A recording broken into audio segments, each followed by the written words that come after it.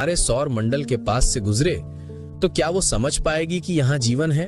अगर कहीं किसी दूर गैलेक्सी में कोई सभ्यता मौजूद है जो तारों के बीच यात्रा कर सकती है और गलती से हमारे सौर मंडल के पास से गुजरती है, तो क्या वो हमें पहचान पाएगी? क्या उन्हें दूर से देखकर लगेगा कि हाँ, इस तारे के आसपास जरूर जीवन होगा?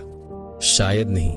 और यही बात सोचने पर मजबूर कर देती है कि शायद हम अकेले नहीं हैं, पर शायद किसी को पता भी नहीं कि हम हैं। अब जरा कल्पना करो, अगर कोई सभ्यता हमारे सूर्य से 1000 प्रकाश वर्ष दूर किसी ग्रह से देखे, तो हमारा सूरज उन्हें बस एक छोटा सा टिमटिमाता बिंदु दिखेगा, जैसे हमें रात में अरबों तारे दिखते हैं। उनके लिए हमारा सूरज कुछ भी अलग नहीं लगेगा, न बड़ा, न चमकीला, न खास, बस एक साधारण तारा जो गैलेक्सी के अरबों तारों में से एक है।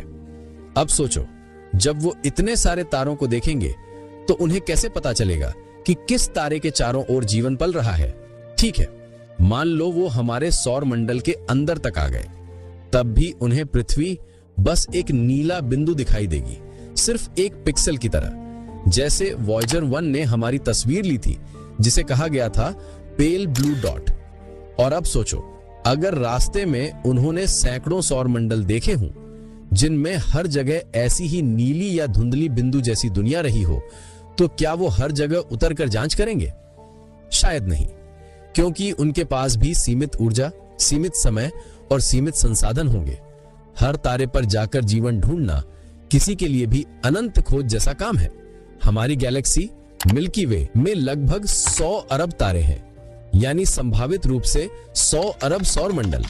अगर कोई सभ्यता चाहे कि हर सिस्टम को सिर्फ 1 सेकंड के लिए भी स्कैन करे, तो भी उसे पूरी गैलेक्सी देखने में हजारों साल लग जाएंगे, और वो भी सिर्फ हमारी गैलेक्सी।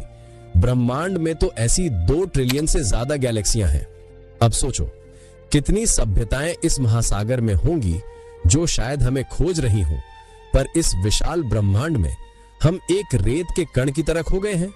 अब वैज्ञानिक दृष्टि से देखें तो जीवन ढूंढने के कुछ तरीके हैं, जैसे ऑक्सीजन, मीथेन या ओजोन, जो ये संकेत देते हैं कि किसी ग्रह पर जैविक प्रक्रिया चल रही है।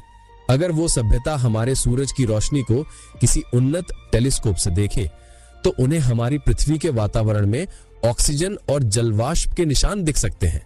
लेकिन ध्यान दो, ये तभी संभव है जब उनके पास हमसे 1000 गुना बेहतर तकनीक हो, और शायद तब भी वो सिर्फ ये कह पाएंगे कि इस तारे के तीसरे ग्रह पर कुछ असामान्य है, ना कि वहां इंसान रहते हैं। कभी कभी ये सोच भी दिमाग हिला देती है, क्या पता किसी उन्नत सभ्यता ने हमें पहले ही देख लिया हो।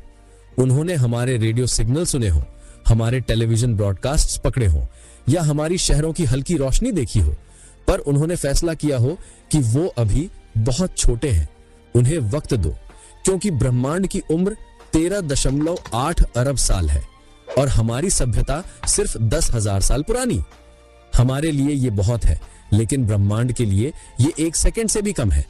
तो सवाल ये नहीं है कि क्या कोई सभ्यता हमें खोज पाएगी, सवाल ये है कि क्या हम खुद को इतना बड़ा बना पाएंगे कि कोई हमें नजरअंदाज ना कर सके, क्योंकि जब तक हम छोटे छोटे बिंदुओं पर टिके रहेंगे, हम भी दूसरों की नजरों में बस एक बिंदु रहेंगे। और शायद किसी दिन जब हम भी तारों के बीच यात्रा करने लगेंगे, तो हमें भी वही एहसास होगा कि हर बिंदु, हर तारा किसी की धरती हो सकता है।